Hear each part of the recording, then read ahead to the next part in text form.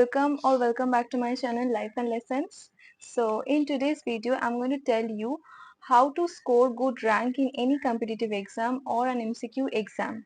So let's start. Thing is, most of the students right now are preparing to give entrance exams in different subjects for getting admitted into different colleges. So I thought making a video on this would be helpful for you guys because you would then get an idea about how to approach the MCQ exams, because as most of the entrance exams are MCQ based, so I thought of giving you a clarity and understanding. This will also work for your PubDed exam as well, not only PubDed but any other university exams, entrance exams which are MCQ based. Number one point is, while preparing, focus on informative and objective things. So MCQ exams demands things to be very objective and informative. You have to look at those things which are objective, which are informative, which are keywords, key points, important short questions that may come. So you have to study in a very detailed way. You have to put more concentration and focus. You can hardly skip any topic, while in the subjective questions where you have to write answer by your own, there you can still manage by just grasping the idea of the topic and then writing in your own words. But in MCQ, own words, the idea, if you even if you understand the idea, if you don't know the exact words of certain things, you will fail to answer the question. You will get confused between the options. So this is very important that while preparing for the MCQ exam, you have to be very mindful and you have to concentrate on everything, literally everything. You can hardly skip anything, and your approach should be informative towards the informative things, towards the things which are objective, which are keywords and the key points. Okay, next thing is that you have to make notes. In MCQ exams, note making is very important. No matter which subject you're giving the exam of, you have to make notes. In subjective exams, you can still keep making notes. You can just make an outline of the answers you're going to write, but in objectives there is no possibility of doing things just roughly from the book. You have to write them down in a proper format of note making and then learn from there. So the note making criteria is also, note making is also very important. And you know what, you have to make notes in such a way that just by looking at the notes you can get to remember most of the things. So this should be your approach. Making, just ensure that you don't miss out important points, you don't miss important factual and informative things, and also how you're making the note, that also makes a difference, that also creates a difference, because different students make notes in different way. Their study style is different way.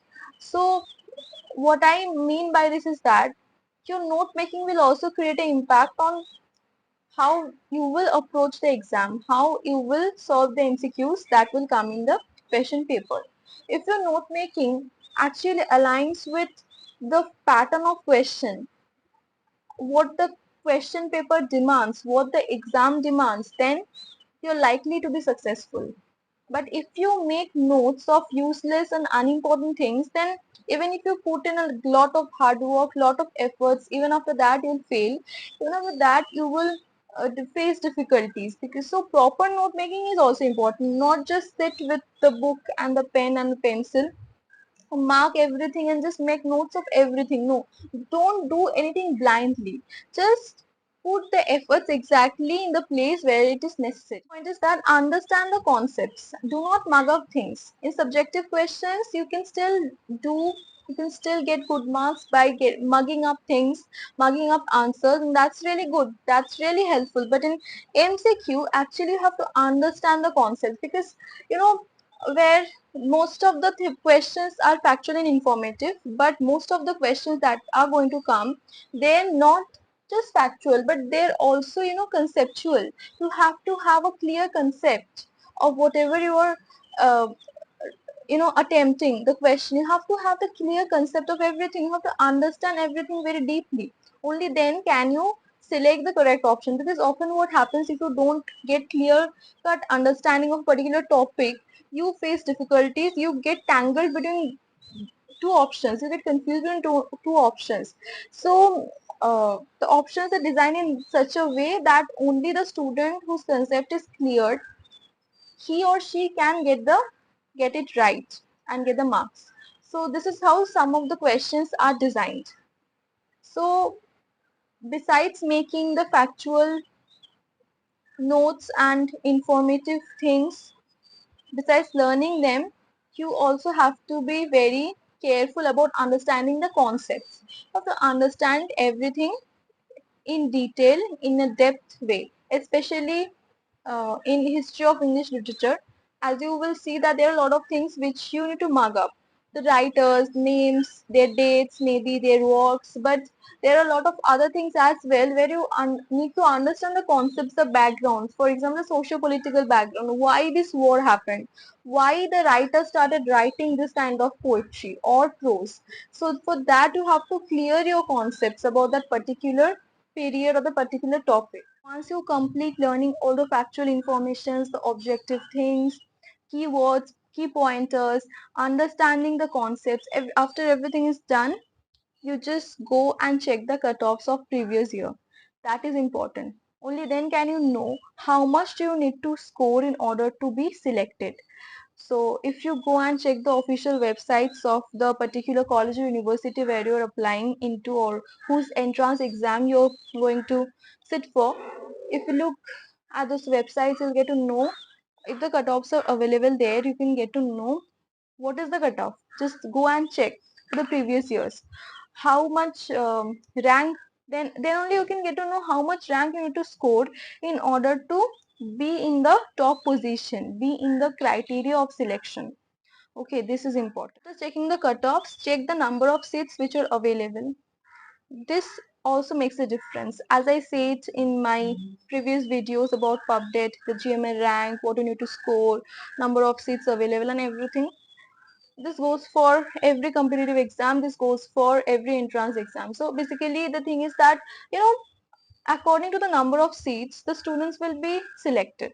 So if you know what exactly the number of seats are, how many seats there are in the university or in the college available for your course, only then can you have an idea about, okay, so the top 15 might get selected, okay, the top 30 might have a chance, or the top 40 might have a chance. So depending on the seats, you know, so checking the previous year cutoffs and checking the number of seats is the next step that you need to do, and this is important. Point that while you're giving the exam, what approach should you need to follow? Firstly, just read the question paper, select those questions which you're confident about, and if there is negative marking, then don't go for attempting all the questions, attempt only those which you're confident about, right?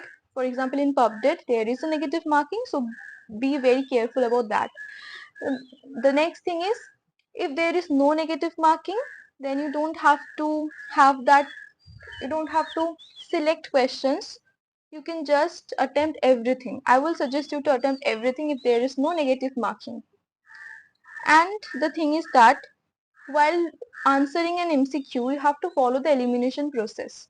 Firstly, you just look into the question, and among the four options or three options, you will select one. You will have that notion that yes, this is correct. But no, don't go for that. This is not the right approach, I would say. Rather, just start thinking which option is the least correct option, which option will not really be the answer of that question. Select that option and eliminate that, cut that, then go for other two or other three options, then check from them. So eliminate the options which you think are the least correct or which are not really correct.